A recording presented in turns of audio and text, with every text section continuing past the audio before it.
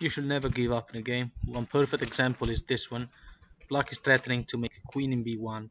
It really doesn't look like there's any solution to this situation, except king c3 is the best move because he attacks the pawn, so black must push the pawn, and when the pawn promotes into a queen, this is a stalemate. All of these squares are attacked.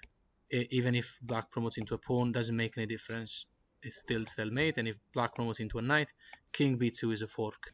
In this position, white can draw the game. Black has got 2 pawns. It's so important to remember these positions because they truly happen in games. How many times have you seen something very similar to this in an endgame? Or how many times have you tried to create a situation like this? Or sometimes you had your king somewhere else. You could have driven into h4 to draw the game, but you didn't know it. Here, the best move is g4, and you're swapping pawns. Here, you're winning a pawn, and you're going to draw the game because of insufficient material. If black plays pawn takes, and this is stalemate.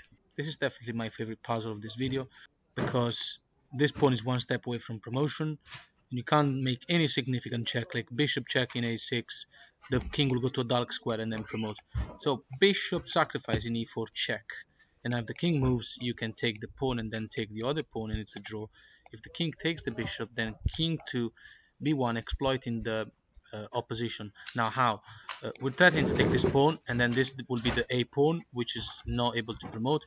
So after king d3 protecting the pawn, king c1, and this is the opposition. The typical pattern when black plays the king behind the pawn, and then you can't go anywhere. So this is a stalemate, and there's nothing else to do.